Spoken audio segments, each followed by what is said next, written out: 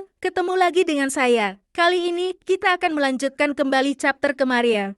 Tanpa berlama-lama mari kita masuk di alur ceritanya. Scene kali ini memperlihatkan Yomi yang masih melanjutkan cerita kemarin. Yomi langsung menanggapi temannya itu bahwa seingatnya tidak ada pekerja konstruksi di jembatan ini, dan lagian tak masuk akal juga pengkerja konstruksi hanya sendirinya. Para berandalan itu mulai senang melihat ada seseorang di jembatan. Para berandalan itu langsung berjalan ke arah orang yang ada di depan mereka itu dan terlihat juga dengan sengaja berandalan itu mendorong Yomi hingga jatuh tersungkur. Saikawa mencoba menghentikan mereka agar tak mendekati orang tersebut, tetapi para berandalan itu tidak mendengarkan Saikawa sama sekali. Para berandalan itu mulai menjelaskan semuanya kepada orang yang berada di hadapan mereka itu, kalau mereka adalah murid dari SMA Toyosu kelas 2 A. Dan mereka meminta orang itu agar menolong mereka. Berandalan itu berkata lagi bahwa guru bodoh merekalah yang menyebabkan mereka menjadi begitu berada dalam masalah. Tapi orang itu tidak menghiraukan mereka, dia hanya tetap memperhatikan layar TV yang ada di hadapannya itu. Berandalan itu mulai menegur orang itu agar berhenti menonton acara bodohnya itu dan segera menelpon polisi dengan memasang raut wajah jengkelnya. Dan di situ juga terlihat juga Yami sedang membantu Yomi untuk berdiri.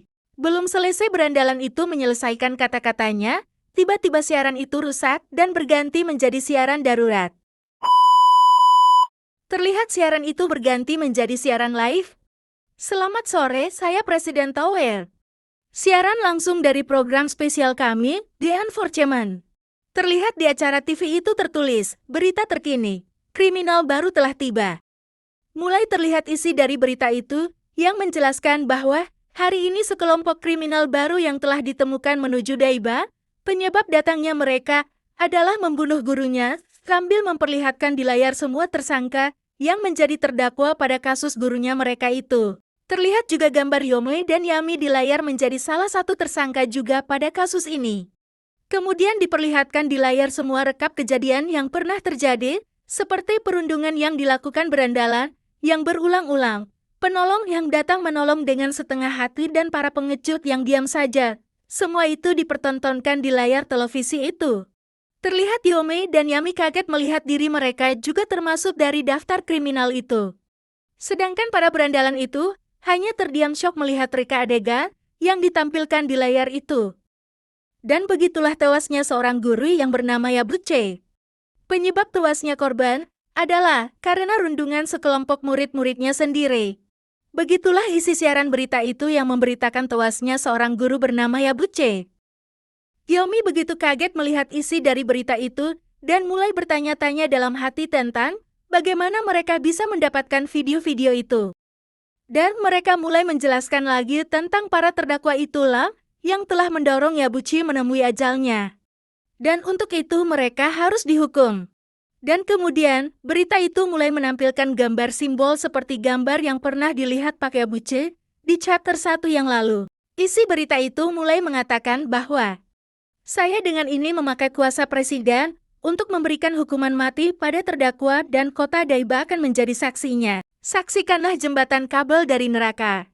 Setelah mengatakan itu kemudian siaran berpindah dan membahas tentang struktur jembatan dan jalur jembatan itu sendiri, yang intinya jembatan di sebelah barat yang menuju ke kota itu telah terputus. Sedangkan arah timur yaitu menuju ke arah Menara Tokyo dan di ujung jembatan itu dijaga oleh sang penjagal bangkai yang menunggu untuk mencegah para terdakwa itu kabur dari situ. Dan dikatakan di situ, setelah 19 menit, setelah acara ini jembatan itu akan runtuh, jatuh dari ketinggian 67 meter akan sama saja dengan mati, jadi intinya tak ada jalan keluar bagi para terdakwa.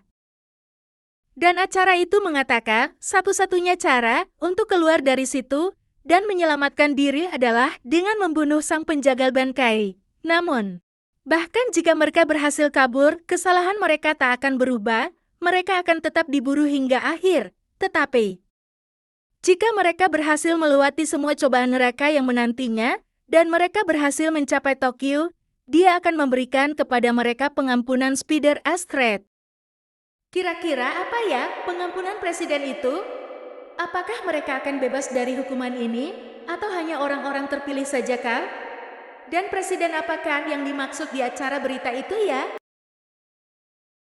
Di sini mulai dijelaskan tentang pengampunan yang dimaksud tadi, yaitu semua para terdakwa akan diampuni dari semua kejahatan dan dengan kebaikan hatinya akan dikembalikan ke Tokyo. Tetapi di sini tetap dijelaskan bahwa seluruh terdakwa harus tetap dieksekusi, jadi apapun usahanya akan tetap sia-sia. Dan dia akan mengawasi hingga semua itu terlaksana. Kalian semua akan mati, sambil menunjukkan gambar simbol seperti mata yang berada di tengah-tengah menara Tokyo kemarin. Apakah simbol mata yang berada di tengah-tengah menara Tokyo kemarin adalah mata betulannya, atau itu adalah kamera? Terlihat juga di situ ekspresi Saikawa dan Yome yang hanya terdiam mendengar semua yang dikatakan di acara televisi tadi. Dan terlihat acara televisi itu selesai sampai di situ dan menyuruh para penonton bersabar sampai jam 19 untuk pengeksekusiannya. Yome dan Yami hanya berdiri terdiam tanpa satu kata pun yang keluar dari mulut mereka. Yome hanya mulai berpikir dalam hati, kalau dalam 19 menit jembatan itu akan runtuh, dan jalan keluar mereka satu-satunya adalah dengan membunuh Benkei. Yumi berkata dalam hati, pasti itu hanya lelucon. Anak-anak laki-laki juga mulai berpikir, kalau ini mungkin hanyalah perang semata.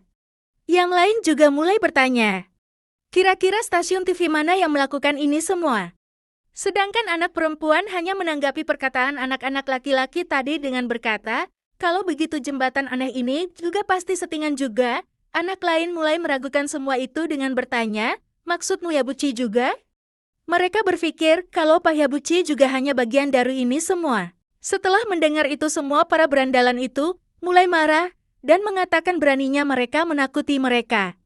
Akhirnya salah satu dari berandalan itu yang bernama Atsushi mendekati orang itu dan menegurnya. Dia bertanya, apakah semua ini ulah kru kalian? Dan dia bilang lagi, untuk tidak menipu mereka dan mulai mengancam orang itu.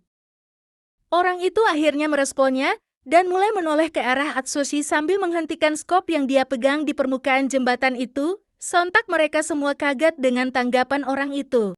Terlihat di belakang orang itu masih terpampang jelas di layar gambarnya para anak-anak murid itu yang menjadi terdakwa di kasus ini.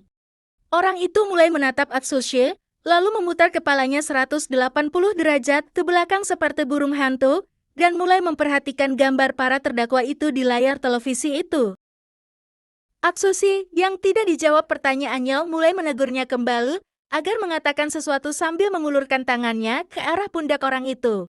Tapi sebelum menyentuh pundaknya orang itu tanpa basa-basi, langsung menebas tangannya menggunakan skop yang dia pegang tadi sampai terputus. Orang itu menebas Atsushi sambil berkata bahwa kau tak akan melewati jembatan ini. Dan dia mengayunkan lagi itu skopnya ke arah tubuh dari Atsushi dengan keras, sampai-sampai tubuhnya akan terpotong menjadi dua bagian. Dan benar saja tubuh Atsushi ditebah hingga terpotong dan jatuh ke air di bawah jembatan itu. Sontak kejadian itu membuat kaget Yami dan Yomi seakan-akan tidak percaya dengan apa yang baru saja mereka saksikan. Terlihat pada halaman chapter ini kita diperlihatkan dengan tubuh Atsushi yang sudah terbelah dua jatuh menghantam air dan mengambang. Terlihat juga menara Tokyo yang seakan-akan sedang memperhatikan itu semua. Dan tidak lama, setelah kejadian itu muncul di layar gambar dari Atsushi dengan tulisan, Atsushi Ogata 17 tahun, mati. Sontak mereka bertiga langsung syok melihat berita yang ditampilkan di layar televisi tersebut. Setelah melakukan itu semua, Benkei membunjutakan sebuah simbol jari seperti anime sebelah yang mengeluarkan jurusnya. Sementara itu diperlihatkan juga Yome, saking takutnya dia mulai berkeringat dingin, dan tangannya gemetar melihat kejadian barusan yang terjadi di hadapan mereka itu. Yumi langsung refleks melirik ke arah adiknya itu dan dia melihat bahwa adiknya itu juga sedang gemetaran melihat itu semua. Yumi sebagai kakak dari Yamung mulai memberanikan dirinya dan berteriak menyuruh mereka untuk lari. Sontak semuanya setelah mendengar teriakan Yomi itu mereka langsung bergegas menjauhkan diri dari Benkei. Dan terlihat di layar mulai mengatakan, laksanakan jembatan kabel dari neraka. Dan halaman ini mengakhiri chapter kali ini. Waduh, makin menegangkan saja ini ceritanya ya teman-teman. Nantikan lagi kelanjutannya ya. Bye-bye.